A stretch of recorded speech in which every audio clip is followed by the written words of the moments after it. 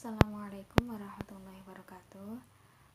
Perkenalkan, di sini saya Widya Ismiati dengan NIM 203 1111192. Di sini akan menjelaskan materi Masailul Fikih mengenai hubungan petugas kesehatan dengan penderita menurut hukum Islam. Di sini yang akan dibahas itu ada dua. Yang pertama adalah pandangan Islam tentang kesehatan, dan yang kedua mengenai hubungan antara petugas kesehatan dengan penderita. Yang pertama yaitu tentang pandangan Islam tentang kesehatan. Di sini dibagi menjadi tiga. Yang pertama adalah melarang perbuatan-perbuatan yang dapat membahayakan kesehatan dirinya dan atau orang lain maupun masyarakat. Tindakan ini disebut sebagai tindakan preventif. Yang kedua adalah menyuruh wajib atau menyarankan sunnah yang mempunyai dampak positif, yaitu mencegah penyakit dan menyegarkan maupun menyehatkan jasmani maupun rohani. Yang ketiga adalah menyuruh wajib orang yang sakit untuk mengobati penyakitnya. Selanjutnya yaitu adalah yang bahasan pertama, yaitu melarang perbuatan-perbuatan yang dapat membahayakan kesehatan dirinya dan orang lain maupun masyarakat yang disebut sebagai tindakan preventif. Yang pertama adalah larangan haram melakukan hubungan seksual antara pria dan wanita di luar nikah atau zina atau prostitusi, sebab zina merupakan penyakit dapat menimbulkan penyakit menular dan juga AIDS.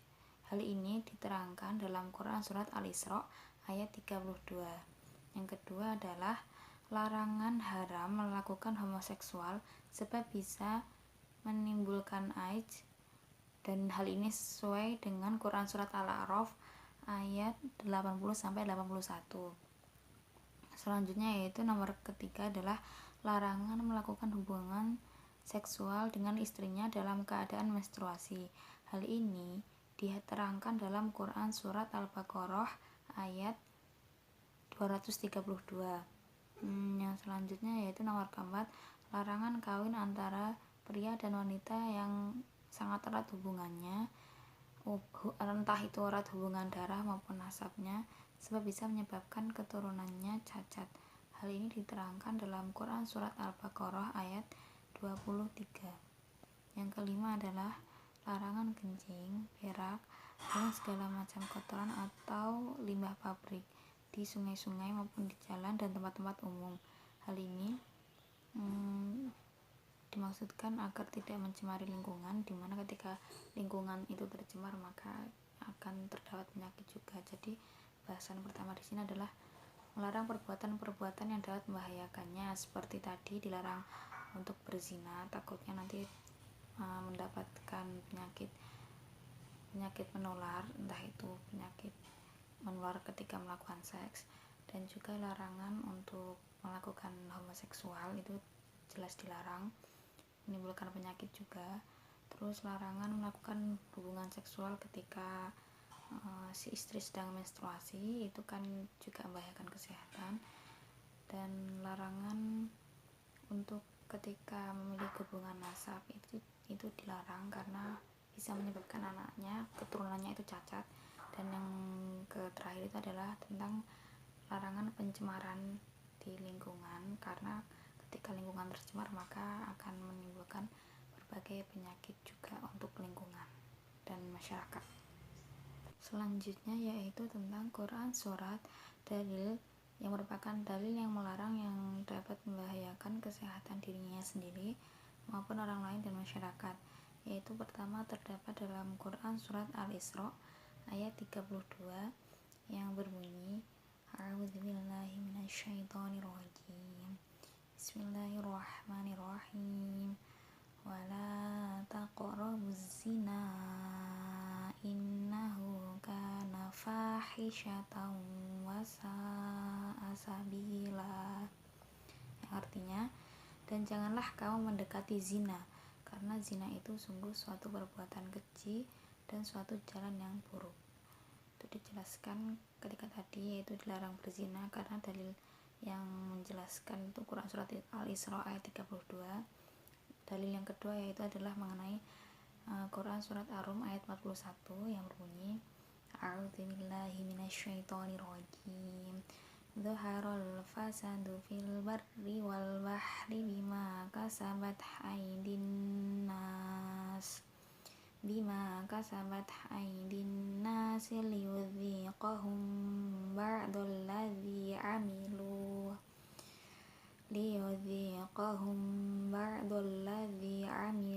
la'allahum yarji'un, yang artinya telah tampak kerusakan di darat dan di laut disebabkan karena perbuatan tangan manusia. Allah menghendaki agar mereka merasakan sebagian dari akibat perbuatan mereka agar mereka kembali ke jalan yang benar. Maksud dari Quran surat Ar-Rum ayat 41 ini, ketika kita mencemari lingkungan, maka dampak dari kerusakan lingkungan itu maka akan menimbulkan penyakit seperti tadi pembuangan limbah ke sungai. Itu nanti ketika masyarakat mengkonsumsi ikan maupun terkena penyakit dari sungai yang telah tercemar limbah, itu akan menimbulkan penyakit. Itu tadi dalilnya yaitu Quran surat Al-Isra ayat 32 dan juga Quran surat Ar-Rum ayat 41. Bahasan yang B yaitu adalah menyuruh wajib atau menyarankan sunnah yang mempunyai dampak positif, yakni mencegah penyakit dan menyegarkan atau menyehatkan jasmani dan rohani. Yang pertama adalah perintah wajib berwudu setiap mengerjakan sholat sesuai dengan Quran surat Al-Baqarah ayat 83. Yang kedua yaitu adalah perintah sholat 5 kali sehari semalam. Yang ketiga adalah perintah puasa selama sebulan dalam bulan Ramadan untuk kesehatan jasmani dan rohani. Perintah ini terdapat dalam Quran surat Al-Baqarah ayat 183.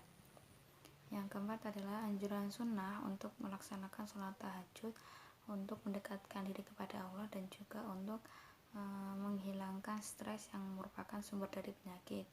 Yang kelima adalah anjuran sunnah untuk menutup makanan dan minuman di malam hari. Yang keenam adalah anjuran untuk berolahraga. Dari keenam hal tersebut yaitu adalah merupakan hal-hal dalam pandangan Islam mengenai kesehatan, yaitu anjuran-anjuran yang entah itu wajib maupun sunnah yang dimaksudkan memiliki dampak positif untuk mencegah penyakit dan menyegarkan serta menyehatkan jasmani dan rohani. Seperti yang pertama adalah perintah wajib berwudu. Itu ketika berwudu itu setiap gerakan wudu itu bagus untuk kesehatan. Dan yang kedua adalah perintah sholat 5 kali sehari semalam. Itu merupakan sebagai bentuk ibadah kita dan juga untuk kesehatan rohani kita.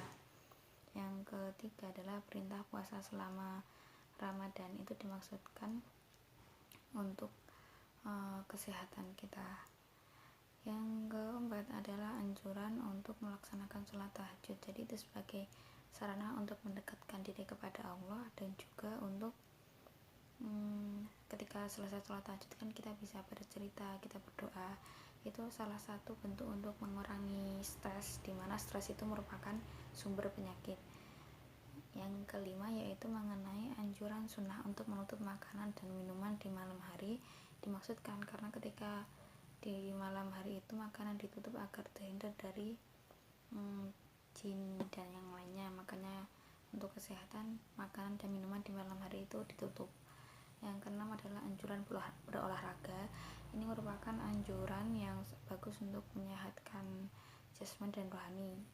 Olahraga yang disunahkan Rasulullah itu yaitu berenang, berkuda, dan juga memanah. Tapi olahraga yang lain yang dapat menyehatkan itu juga dianjurkan. Bahasan selanjutnya yaitu adalah mengenai menyuruh wajib orang yang sakit berobat untuk mengobati penyakitnya. Hal ini sebagaimana sesuai dengan sabda Nabi Muhammad SAW, yaitu tada'u ibadallahi fa innallaha ta'ala lam yada'an illa wada'alahu dawa'an ghairu da'in wahidil haram. Yang artinya adalah berobatlah kamu hai hamba-hamba Allah, sebab sesungguhnya Allah tidak membuat penyakit kecuali membuat pula obatnya selain satu penyakit, ialah sakit tua.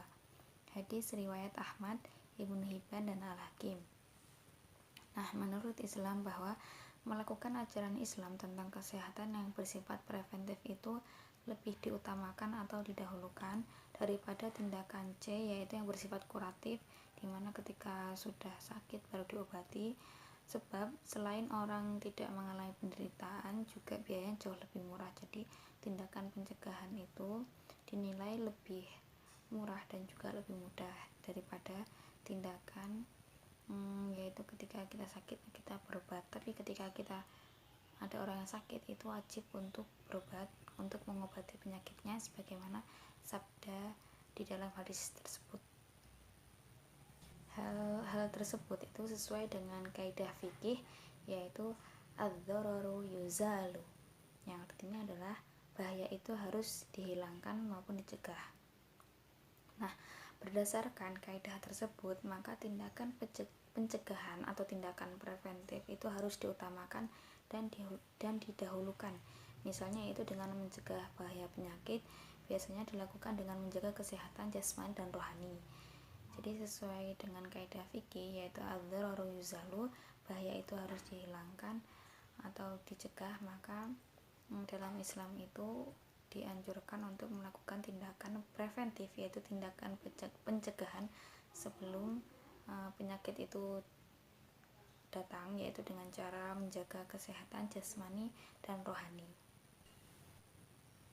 Lalu masuk ke pembahasan kedua kita, yaitu mengenai hubungan antara petugas kesehatan dengan penderita.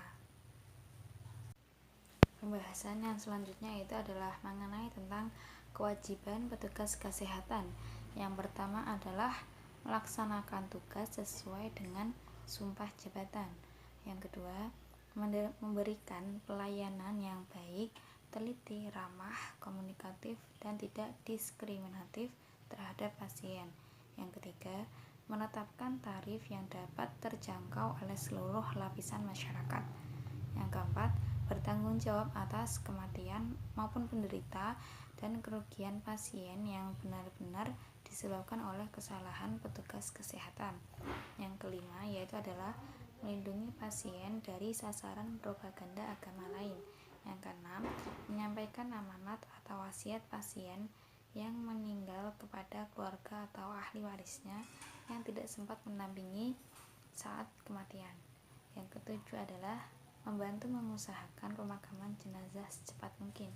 Yang kedelapan yaitu menolak permintaan pelayanan yang bertentangan dengan ajaran agama, misalnya yaitu abortus, menstrual regulation, atau eutanasia. Jadi kewajiban petugas kesehatan di sini itu dimaksudkan sesuai dengan yang pertama sumpah jabatan, yang kedua itu adalah memberikan pelayanan, dan ketika memberikan pelayanan itu harus baik, yaitu teliti, ramah, komunikatif, dan juga tidak diskriminatif. Yang ketiga adalah menetapkan tarif yang dapat terjangkau, itu maksudnya seluruh lapisan masyarakat itu bisa untuk membayar biaya pengobatan ketika sakit dan pengen berobat. Yang keempat yaitu bertanggung jawab atas kematian penderita dan kerugian pasien yang benar-benar disebabkan oleh kesalahan petugas kesehatan. Jadi ketika petugas kesehatan itu melakukan kesalahan, maka kewajibannya itu adalah bertanggung jawab penuh gitu. Yang kelima adalah melindungi pasien dari sasaran propaganda agama lain. Jadi ketika sedang lemah itu tidak boleh kok seorang petugas kesehatan menggunakan kesempatan itu untuk mengajak pindah agama atau sejenisnya. Yang keenam yaitu menyampaikan amanat atau wasiat pasien yang meninggal kepada ahli warisnya ataupun keluarga yang tidak sempat mendampingi pasien atau penderita saat kematian. Jadi segera mungkin harus disampaikan amanat dan wasiatnya itu. Yang ketujuh adalah membantu mengusahakan pemakaman jenazah secepat mungkin. Jadi begitu jenazah itu telah penderita pasien itu diumumkan tentang kematiannya, itu maka diusahakan untuk membantu, yaitu untuk secepat mungkin dimakamkan. Yang itu untuk tugas kesehatan. Dan yang terakhir adalah yang ke-8 yaitu menolak permintaan-permintaan yang bertentangan dengan agama, seperti abortus, yaitu itu menghilangkan nyawa bayi gitu. Terus menstrual regulation (MR) atau yaitu MR, dan juga eutanasia negatif gitu kan. Itu adalah tadi merupakan kewajiban petugas kesehatan. Selanjutnya itu selain kewajiban petugas kesehatan ini memiliki hak-hak. Hak yang pertama adalah hak mendapatkan imbalan berupa gaji, honor, dan lain-lain yang layak sesuai dengan pelayanan yang diberikan kepada pasien. Yang kedua adalah mendapatkan penghargaan yang layak dari pemerintah dan masyarakat atas dedikasi dan penemuan-penemuan ilmiah dalam bidang kesehatan atau kedokteran. Yang ketiga adalah mendapatkan perlindungan hukum atas profesinya. Yang keempat adalah melindungi pasien dari ancaman luar terhadap keselamatan jiwanya dan akidah maupun agamanya. Yang kelima adalah menolak pelayanan kesehatan yang bertentangan dengan ajaran agama. Jadi hak-hak petugas kesehatan itu yang pertama adalah mendapatkan imbalan berupa gaji atau honor ataupun lainnya. Yang kedua adalah mendapatkan penghargaan yang layak ketika petugas kesehatan itu memiliki penemuan ilmiah dalam bidang kesehatan atau kedokteran. Itu maka pemerintah dan masyarakat itu hak petugas kesehatan yaitu mendapatkan penghargaan. Yang ketiga adalah mendapatkan perlindungan hukum atas profesinya. Jadi profesi petugas kesehatan ini, dokter maupun petugas kesehatan lainnya, itu memiliki hak untuk mendapatkan perlindungan hukum. Yang keempat adalah melindungi pasien dari ancaman luar terhadap keselamatan jiwanya dan akidah maupun agamanya. Yang kelima, menolak pelayanan kesehatan. Jadi petugas kesehatan itu berhak menolak pelayanan kesehatan yang bertentangan dengan ajaran agama. Yang selanjutnya yaitu adalah kewajiban pasien. Yang pertama adalah membayar biaya konsultasi, pengobatan, dan perawatan sesuai dengan tarif resmi yang telah ditetapkan. Jadi sebagai pasien itu memiliki kewajiban untuk membayar jasa dari petugas kesehatan, dan itu merupakan juga haknya petugas kesehatan untuk mendapatkan imbalan. Dan yang kedua yaitu adalah mempercayai dan mematuhi semua perintah, nasihat, dan peraturan yang diberikan oleh petugas kesehatan selama tidak bertentangan dengan ajaran agama Islam. Jadi pasien ini wajib untuk mempercayai dan juga mematuhi semua perintahnya, nasihat, dan peraturan.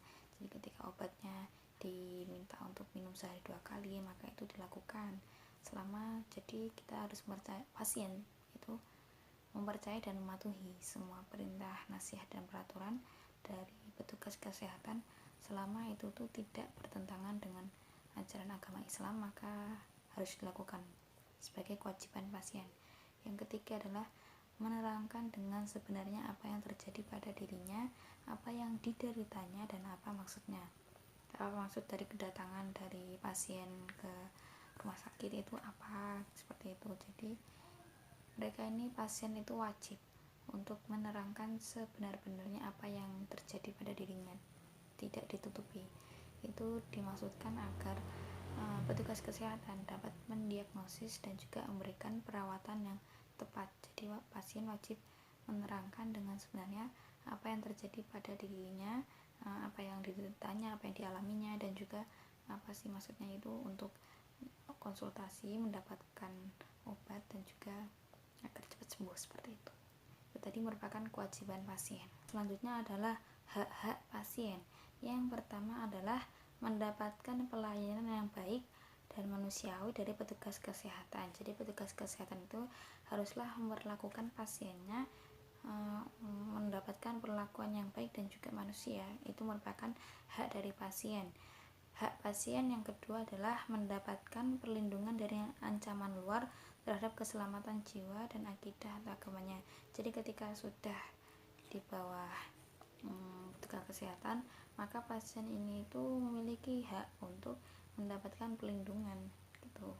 Yang hak pasien ketiga adalah menuntut tanggung jawab petugas kesehatan atas musibah yang menimpanya apabila musibah tersebut terjadi atas kelalaian petugas kesehatan. Jadi pasien memiliki hak untuk menuntut tanggung jawab petugas kesehatan. Jadi petugas kesehatan dimintai pertanggungjawabannya, dan itu merupakan hak pasien.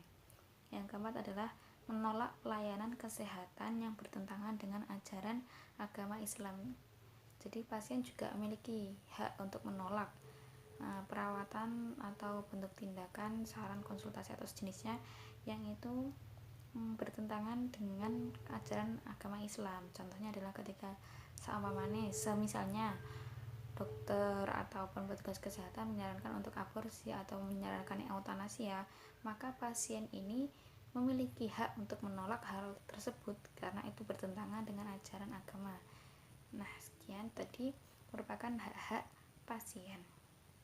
Perlu diketahui bahwa sesuai dengan asas equality before law yang tersebut dalam pasal 27 Undang-Undang Dasar tahun 1945 dan asas presumption of innocence, asas praduga tak bersalah yang sebagaimana tersebut dalam pasal 8 UU nomor 14 tahun 1970 tentang ketentuan-ketentuan pokok kehakiman, maka apabila dokter atau petugas kesehatan melakukan kesalahan-kesalahan sebagaimana tersebut dalam pasal 11 Undang-Undang Nomor 6 Tahun 1963 tentang petugas kesehatan, MKE dapat saja menjatuhkan sanksi-sanksi yang bersifat profesional. Namun, sanksi hukuman belum final sebab yang bersangkutan berhak mengadukan perkaranya kepada lembaga peradilan untuk meminta keadilan hukumnya. Seperti itu. Menurut hukum Islam, seseorang yang melakukan praktek kedokteran atau pengobatan sedangkan ia bukan ahlinya, misalnya ia kunter, yaitu dukun yang melakukan praktek dokter seperti operasi, atau terkum, yaitu dokter yang melakukan praktek dukun seperti ia tidak memberikan resep obat kepada pasiennya yang sesuai dengan disiplin ilmu kedokteran yang ia pelajari, tetapi ia menggunakan pendekatan kedukunan atau kebatinan, maka ia harus bertanggung jawab atas kerugian pasiennya, baik itu kerugian jiwa maupun materialnya. Hal ini berdasarkan hadis Nabi, yaitu man tatop babawalam yu'lam minhu tibbun fahuwa dhaminun, yang artinya adalah barang siapa melakukan praktek kedokteran atau pengobatan sedangkan ia bukan ahlinya, maka ia harus bertanggung jawab menanggung kerugian. Jadi yang dimaksud dari sini adalah ketika seseorang yang itu bukan ahli dalam pengobatan dan memberikan pengobatan tetapi tidak sesuai dengan ilmu kesehatan maupun kedokteran yang ada, tapi dia menggunakan pengobatan kedukunan dan juga kebatinan, dan nanti ketika pasiennya itu mengalami kerugian, maka orang ini, yaitu yang dimaksudkan adalah dukun maupun kunter atau sejenisnya, itu diwajibkan bertanggung jawab atas kerugian pasiennya, baik itu jiwa atau materialnya, sebagaimana hadis yang telah dibacakan tadi. Yang selanjutnya yaitu kita membahas tentang kaidah fikih yang terdapat di dalam bahasan, yaitu mengenai hubungan antara petugas kesehatan dengan penderitanya. Kaidah fikih yang ditemukan yaitu adalah al-aslu fil asya'il ibahatu hatta yadullun dalilu ala tahrimiha, yang artinya adalah bahwasanya pada prinsipnya segala sesuatu itu boleh hukumnya kecuali kalau ada dalil yang mengharamkannya. Berdasarkan kaidah fikih tersebut, maka hubungan antara petugas kesehatan dengan penderita itu diperbolehkan dalam hal merawat dan yang menerima perawatan, dan juga dalam hal muamalah yang terjadi antara petugas kesehatan dengan penderita yang diperbolehkan selama tidak ada dalil yang mengharamkannya. Jadi ketika petugas kesehatan dan juga pasiennya itu berhubungan, itu entah dalam hal yang menerima perawatan maupun yang merawat, dan juga hal muamalah lainnya itu diperbolehkan sesuai dengan kaidah fikih tersebut, selama tidak ada dalil yang mengharamkannya. Alhamdulillahirabbil alamin. Setelah selesainya pembahasan, saya di sini ingin mengucapkan terima kasih kepada yang telah menyimak Masailul Fiqhiyah tentang hubungan petugas kesehatan dengan penderitanya. Saya sekali lagi ucapkan terima kasih. Wassalamualaikum warahmatullahi wabarakatuh.